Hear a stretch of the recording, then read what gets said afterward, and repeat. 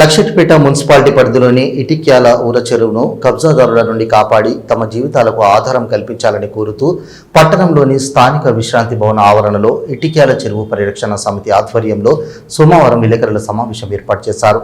ఈ సందర్భంగా మత్స్యకారులు, రైతులు, చెరువు పరిరక్షణ సమితి సభ్యులు మాట్లాడుతూ గడిచిన 10 సంవత్సరాల నుండి మా చెరువు కోసం పోరాడుతున్నాం, కానీ తమకు ఎక్కడా న్యాయం జరగడం లేదని గొలుసుకట్టు చెరువుల మీద రియల్ ఎస్టేట్ కబ్జాదారుల కన్నుపడి ఉనికి కోల్పోయారు.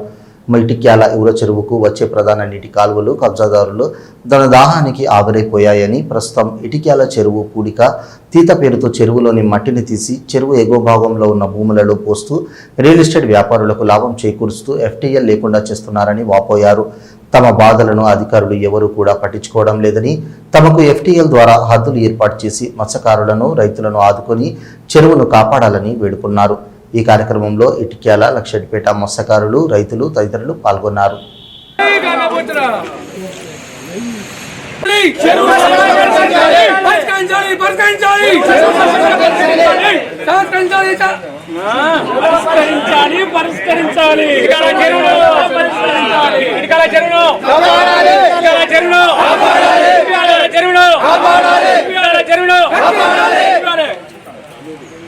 కబ్జాలకు గురవుతున్న చెరువును కబ్జాలకు గురవుతున్న చెరువును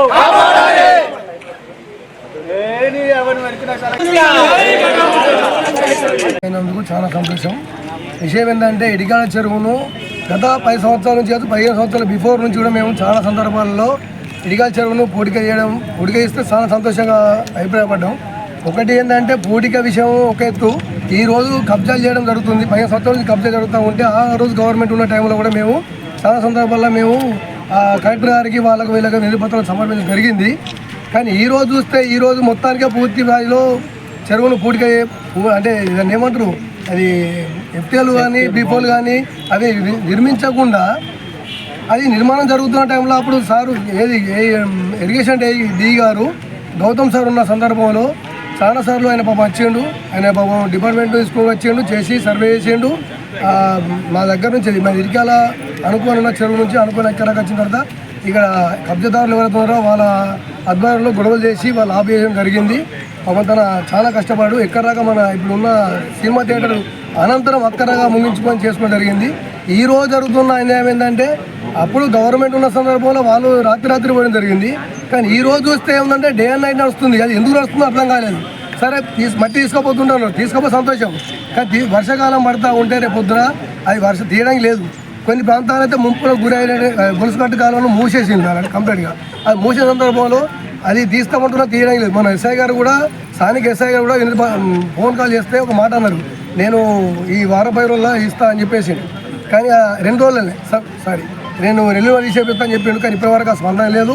మేము ఈ ప్రెస్ మీట్ అనే కారణం ఏంటంటే మాకు న్యాయం జరగాలి. ఏది మత్స్యకారులకు కానీ కింద ఆయకట్టు రైతులకు కానీ అందరికీ న్యాయం జరగాలి. ఎవరికి మాకు ఇబ్బంది లేదు, మాకు అవసరం ఇబ్బంది పెట్టడం లేదు.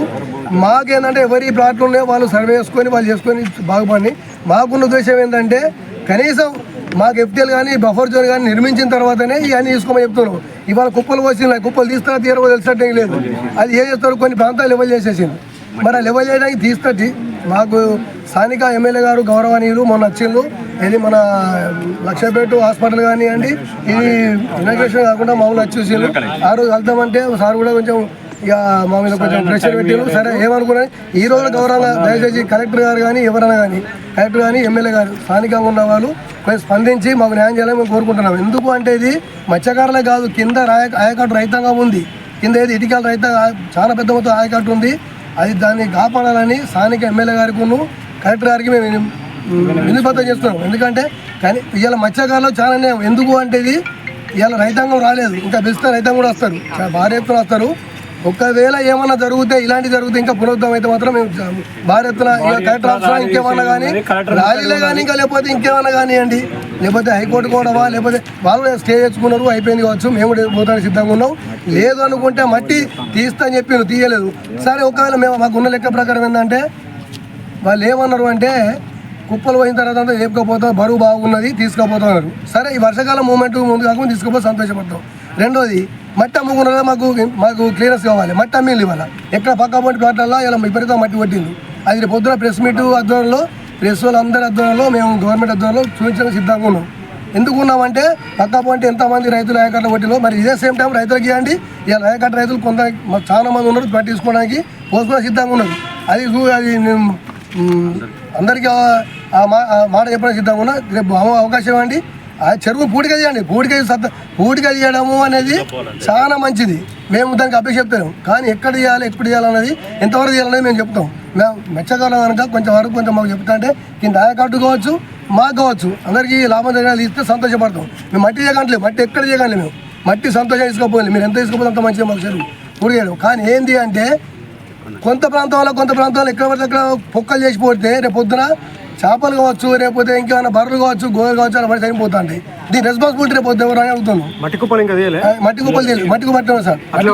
మట్టికు బట్టలు తీయలేదు. ఎప్పుడు ఇస్తారు అదే ఎప్పుడు ఇస్తారో ఇంకా మాకు చెప్తారు. ప్రస్తుతం మనం వర్షం పడ్డది వరకు ఆపేసింది. ఏం ఆపేసిండ్రు? మిషన్ ఆపేసిండ్రు. అది జాగ్రత్త అనుకున్నాం ఏమనుకున్నాం టైం అయింది అనుకున్నాం. సమ్ ఏదైతే కావచ్చు మట్టి దాపిండ్రు. మాకు తెలిసింది ఏంటంటే రేపటి వరకు కనీసం మట్టి కుప్పలు తీయడానికి ప్రయత్నం చేయాలి. వాళ్ళు వర్షం పడితే మట్టి వేయడానికి లేదు. అది గమనించి దయచేసి రైతాంగం అధికారులు కావచ్చు ఎమ్మెల్యే గారు కావచ్చు కలెక్టర్ కావచ్చు ఎవరైనా కానీ జస్ట్ అందరికీ మాకు కొంచెం న్యాయం చేయాలని చెప్తున్నాం. రెండోది ఏదేమైనా కూడా కలెక్టర్ గారు కూడా మొన్న వచ్చినప్పుడు మాకు రేపు వాళ్ళు బిడ్స్ కోసం తీసుకున్నారు. ఆ బిడ్స్ విషయం అయితే మేము తీసిపిస్తున్నారు. సరే అది మట్టి ఆరలేదు వెయిట్ పోతే ఇబ్బంది కాదు. మేము వారు కూడా సార్ బయట పోసుకుంటే బాగుంటుంది అన్నాం. అయ్యే లేదు అక్కడ పోయి తీస్తారు అన్నాడు. సరే అది సందర్భంలో తీస్తే సంతోషం. తీయకపోతే మనం చాలా కష్టంగా ఏంటంటే అది ప్లాట్ల ఏర్పాటు పొద్దున ప్లాట్లు బిజినెస్ చేస్తాం. ఇప్పుడు మేము మాకున్న సందర్భాల్లో మేము చూపెడతాం. కాయలు మారు ఉన్నాయి. అప్పుడు కలెక్టర్ గారు ఎవరు భారతీయ హోలీకేరి గారు ఉన్నప్పటి ముందు బిఫోర్ నుంచి కూడా మేము చాలా సందర్భాల్లో కరోనా గారు అప్పటి నుంచినప్పుడు కూడా మేము చాలా సందర్భాల్లో కలెక్టర్ హౌస్కి పోవడం జరిగింది. మేము సరిపోయింది. ఇవాళ ఈ గవర్నమెంట్ కాదు ఆ గవర్నమెంట్ కూడా చెప్తున్నాం. అందరూ అయినా వేస్తున్నారు. ఈ అన్యాయం కాకుండా దయచేసి అధికారులు ప్రత్యేకంగా మాకు గవర్నమెంట్ కాకుండా అధికారులు ఇది గిట్ట స్పందించి ఆపలేకపోయింది అనుకోండి. మేము కూడా ఎక్కడికి వెళ్ళాలో అక్కడికి వెళ్ళాల్సిన అవసరం ఉంటుంది. దయచేసి మీరు కొంచెం గమనించి ఇప్పటికైనా మట్టి తీసేసే కార్యక్రమం చేయండి. ఇక చేస్తే ఆ ఎఫ్టీఎల్ కూడా బఫర్ జోన్ కూడా ఖచ్చితంగా నిర్మాణం చేయాలి.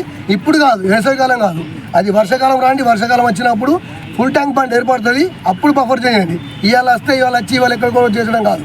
ఇవాళ మాకు తెలిసిన మేము మామూలు అనుకుంటున్నాం. ఏం జరుగుతుందంటే ఇవాళ విలేకరులకు నమస్కారం. ఇక్కడికి వచ్చిన బోయిలకు నాతోటి రైతాంగానికి అందరికీ నా నమస్కారం.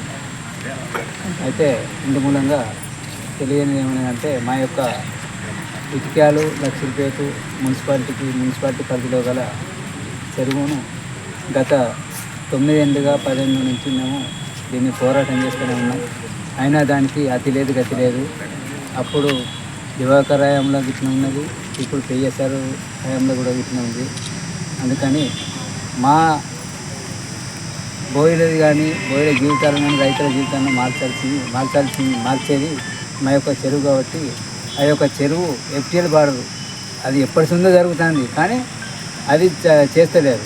మేమేంటంటే మా డిమాండ్ ఎఫ్టీఎల్ బార్డర్ ఏడికైనా పెట్టింది. దానికి మేము అంగీకారం.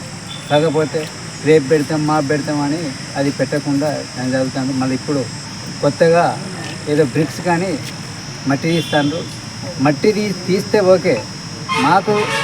మాకు ఉపయోగపరంగా తూముల కాడ కానీ లేకపోతే మాకు నీళ్ళు పార్కం వచ్చే కాడ అక్కడ తీస్తే ఒక వేరు ఉంటుంది. కానీ ఎక్కడో చెరువు వెనుక తీస్తే అది ఎవరికి పనిచేయదు. అందుకని దాన్ని తీసి మనకి గొలుసుకట్టు చెరువు ఒక్కో చెరువు నుంచి ఇంకో చెరువుకి వచ్చే కాలువను అది మొత్తానికి పూర్తి చేసింది. అది పూడ్చింది కనుక దాన్ని తక్షణమే తీయించాలి. తీసినాక ఎప్పుడైతే ఇప్పుడు ఒక లోడు పోసిండ్రో ఆ లోడు ఖచ్చితంగా మొత్తానికి తీయరాదు. మినిమం 10% 25% అట్లా ఉంటుంది. కాబట్టి చెరువులో ఆ మట్టి అంతా నిండి ఈ రియల్ ఎస్టేట్లకు వాళ్ళకు ఒక మంచి సముదాయంగా ఏర్పాటు చేసినందుకు మేము దానికి ఎంతో చింతిస్తున్నాం. అందుకని ఆ మట్టిని తర్వాత ఎఫ్టీఎల్ బార్డర్ను నిర్మిస్తే మేము దానికి సంతోషిస్తాం. అందుకని అది 10 ఏళ్ళ నుండి ఇగదీస్తామని దాన్ని చేయకుండా అది అట్నే ఉంచారు. మళ్ళీ మేము కలెక్టర్ గారిని కానీ ఎమ్మెల్యే గారిని అడిగితే కలెక్టర్ అయితే మమ్మల్ని బెదిరిస్తాడు. అరే ఏమైందా మట్టి తీస్తే మీకేమవుతుంది? మట్టి తీస్తే తీయండి సార్. ఆ మట్టిని తీసి మళ్ళీ చెరువులనే వస్తాడు.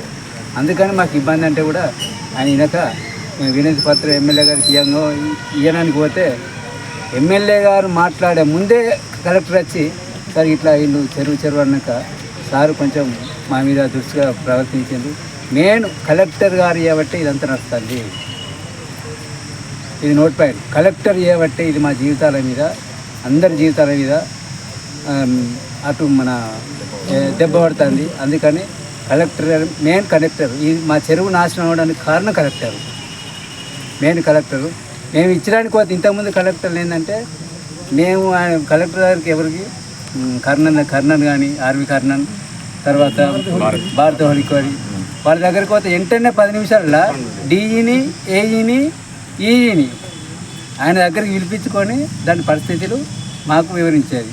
కానీ ఇప్పటి కలెక్టర్ టోటల్ రాజకీయంగా ఆయన చూసుకుంటాడు, ప్లస్ మా చెరువుది మీకేమవుతుందా అని మమ్మల్ని పేరిస్తాను. మొన్న అంతేందుకు మన మీ ప్రెస్ వాళ్ళనే ఎందుకు మీరు ఫోటో తీసినది, మీకు ఎంతవరకు కరెక్టు, మీరు ఎందుకు తీస్తాను, మీకు ప్రెస్ అంటే తెలుసా అని అట్లా అన్నాడు. తర్వాత మీరు రైతులేని గ్యారంటీ ఏంది, మీరు బోయిలేని గ్యారంటీ ఏందని మమ్మల్నే దురుసుగా ప్రవర్తిస్తున్నాడు. అందుకని మాకు కావాల్సింది కలెక్టర్ మీదనే మా అలియన్స్, అంతే తప్ప వేరే రాజకీయంగా దేనిక ఏం కాదు, ఏం మాకు లేదు. మేము ఎవరినో ముంచడానికి కాదు, వాళ్ళని ముంచి మేము బాగుపడడానికి కాదు.